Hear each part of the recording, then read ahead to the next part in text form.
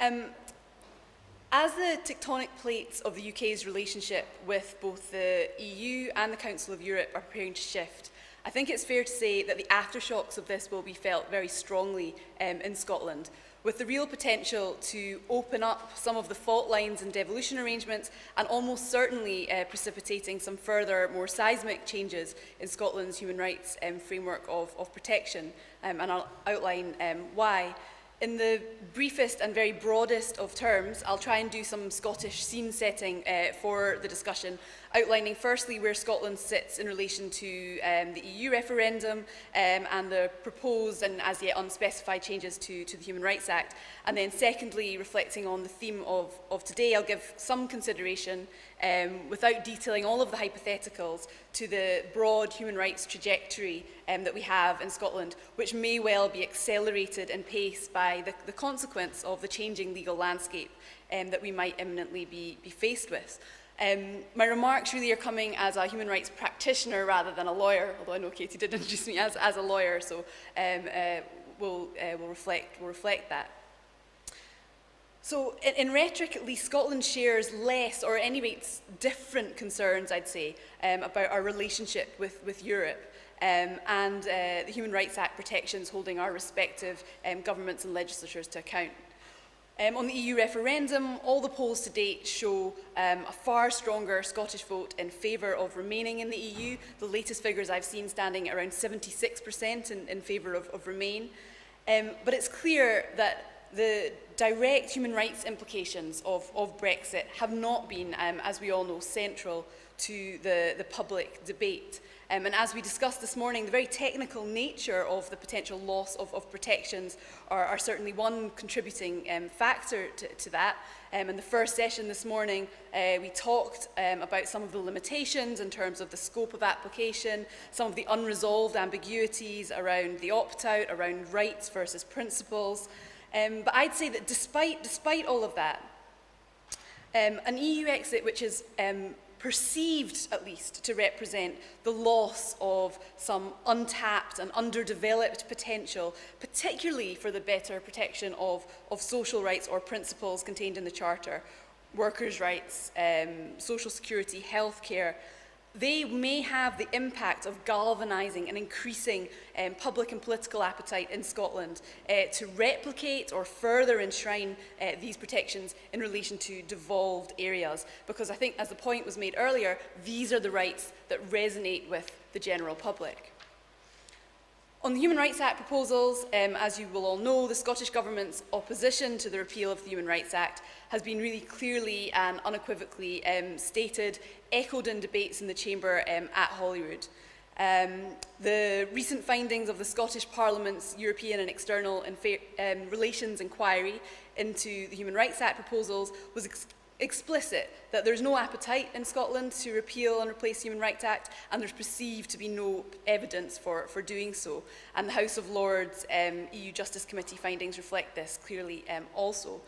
Even the leader of the Scottish Conservatives, Ruth Davidson, has recently stated that she disagrees with Theresa May's most recent proposition that we should withdraw from the ECHR altogether, and has voiced her view that as the Human Rights Act is embedded within the devolution arrangements within the Scotland Act, that the Scottish Parliament's consent would be required to push through those changes.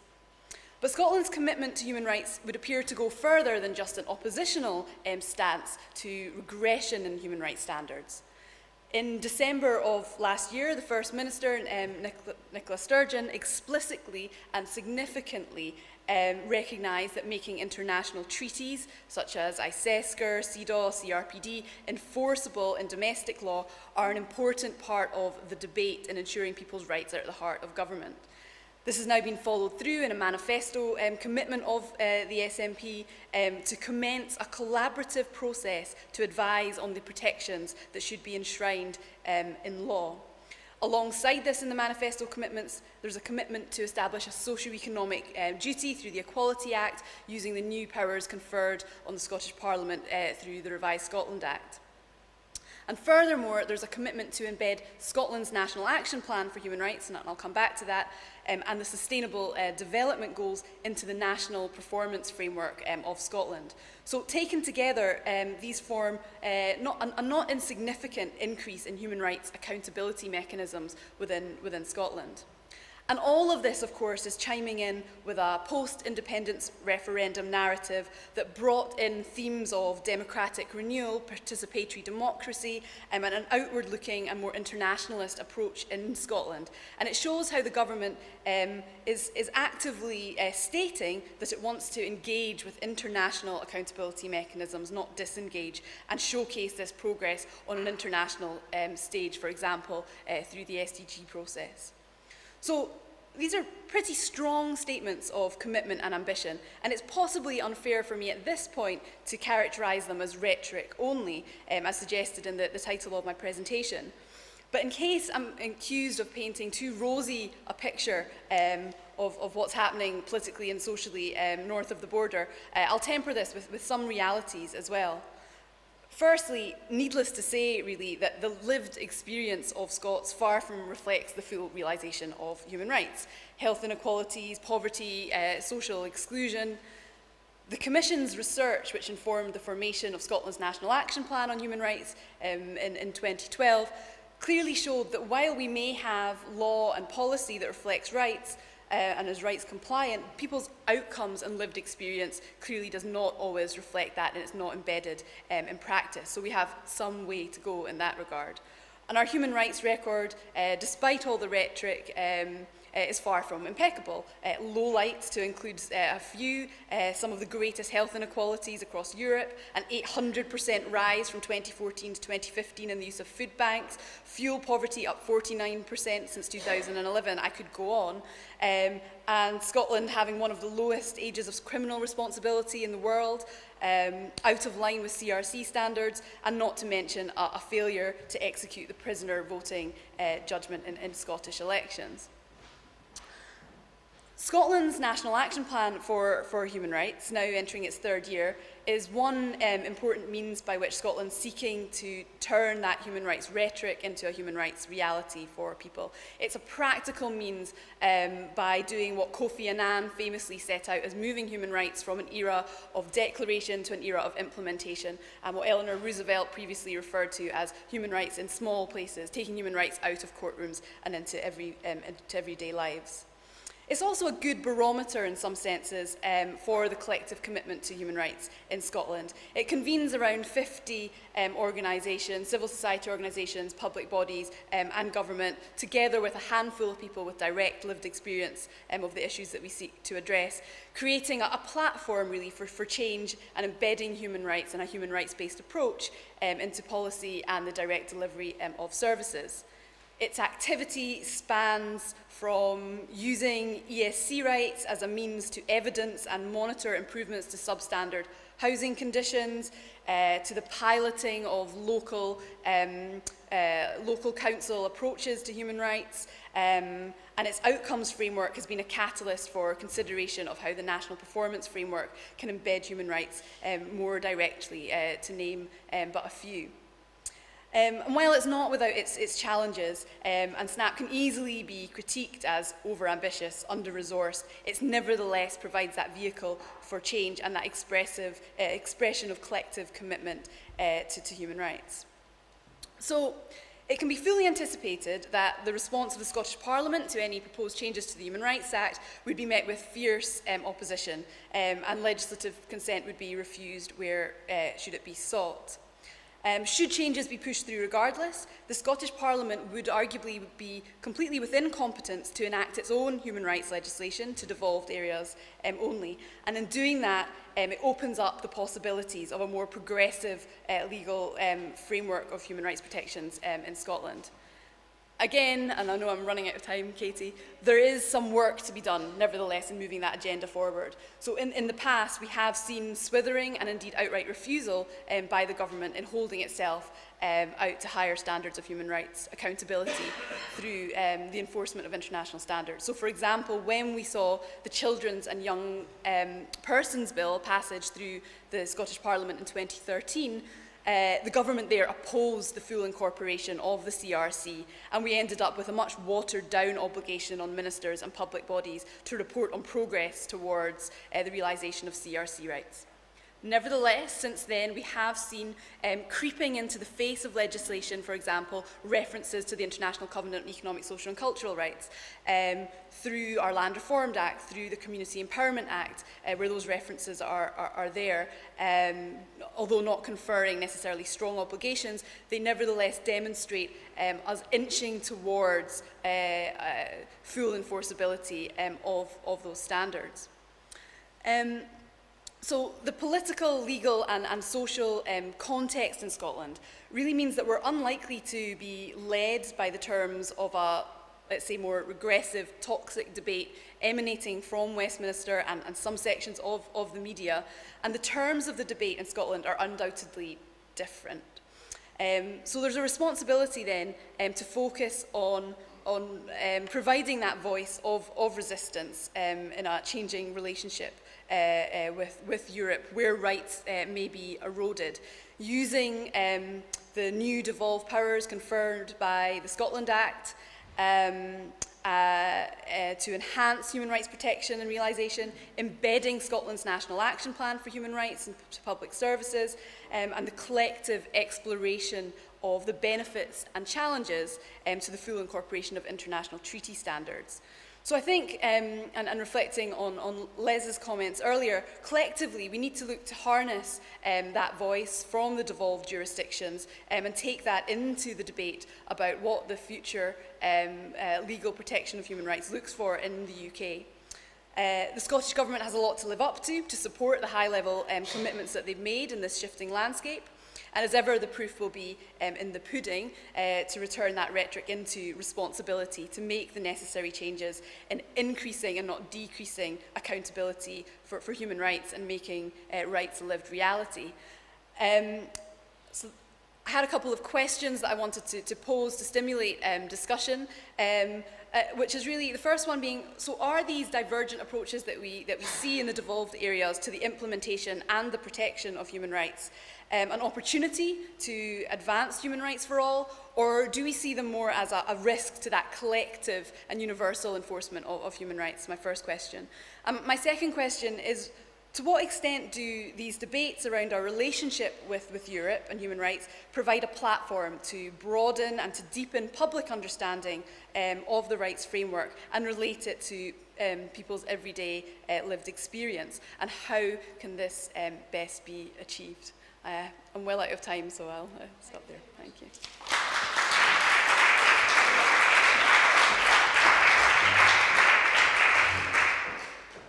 Thanks very much, Kavita. I'd like now to introduce you to Professor Lorna McGregor, who is a Commissioner at the Equality and Human Rights Commission. Lorna is also Professor of Human Rights Law at the Human Rights Centre at the University of Essex. She researches and teaches in the area of public international law, particularly international human rights law.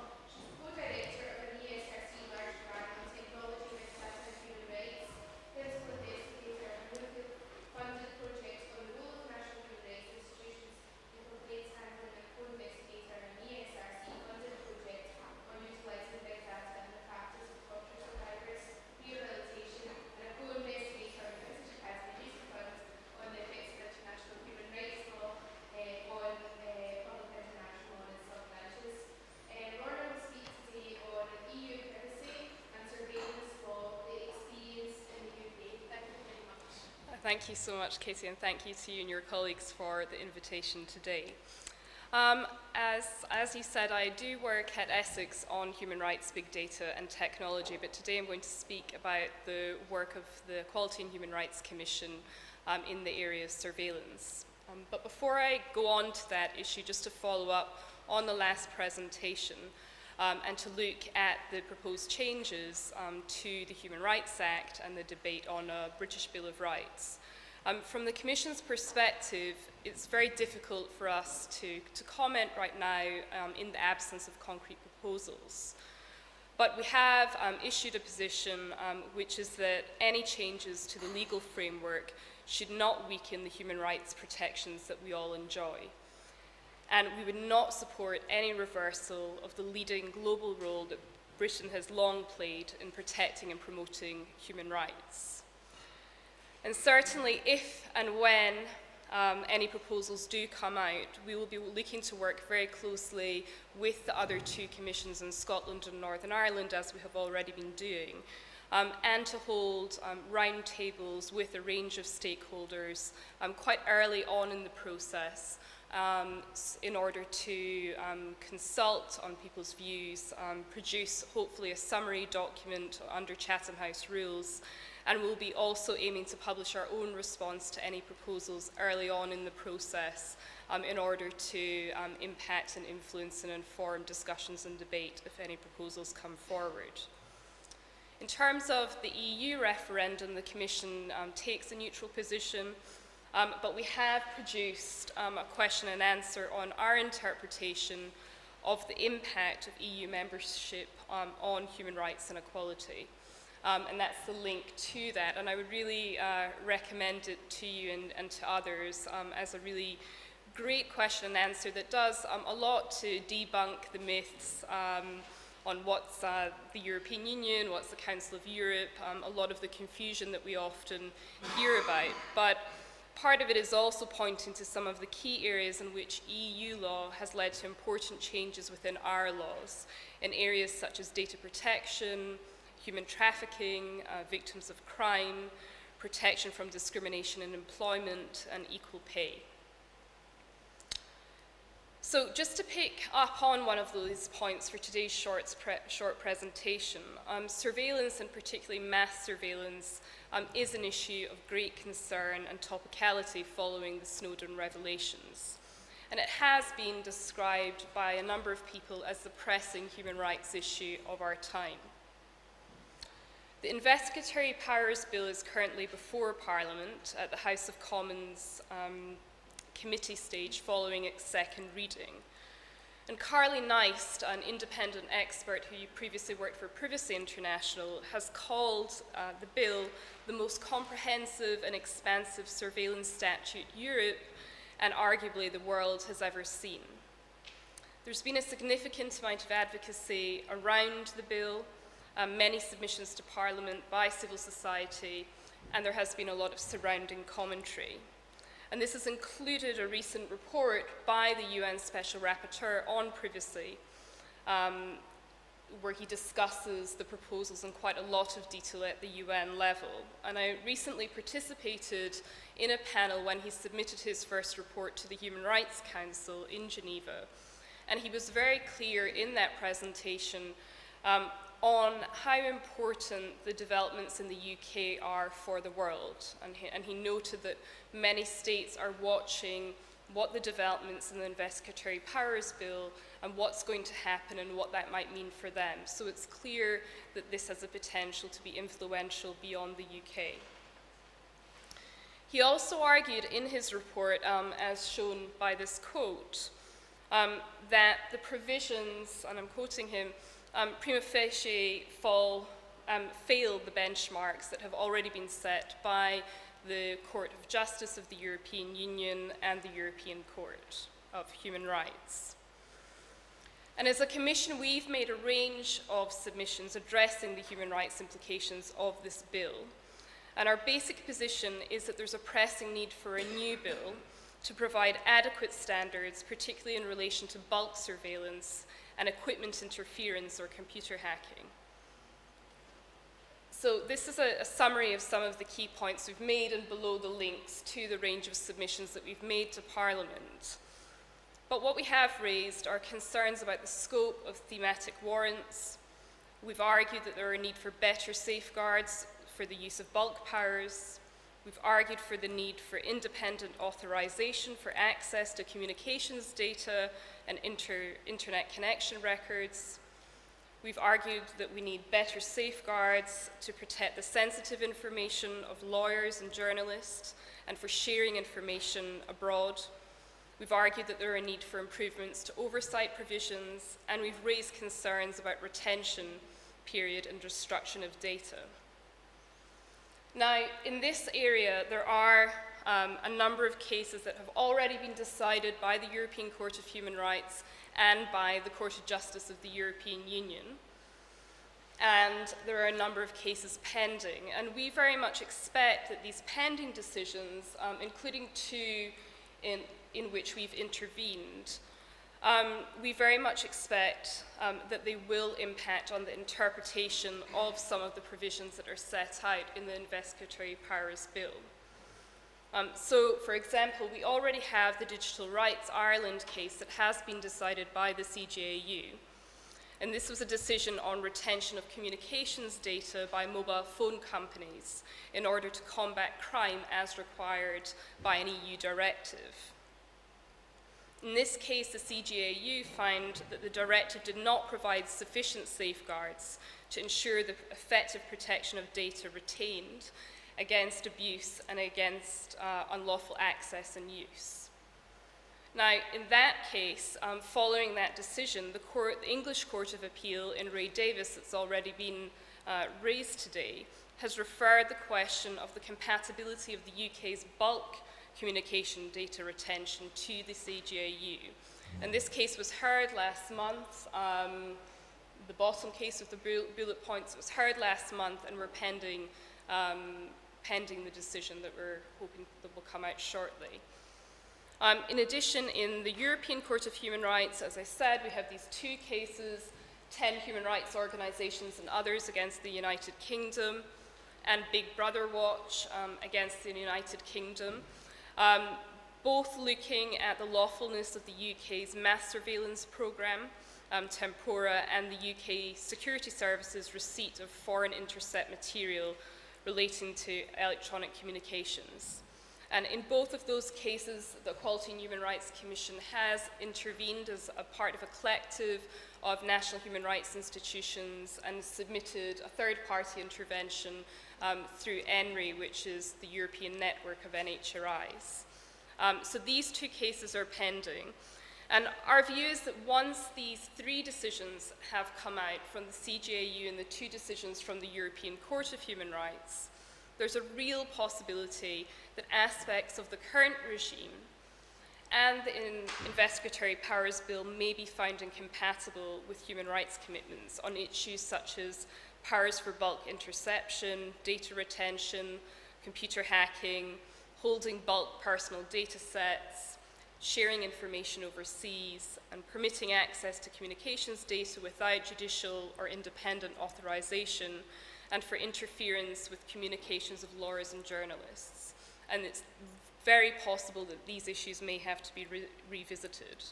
So in conclusion, because I'm at my time, it's really to point that just in a thematic area like surveillance, it's very clear that these European courts are key players in articulating the law on these difficult and pressing questions, which, as I say, have been described as the pressing issues and human rights of our time. Thank you.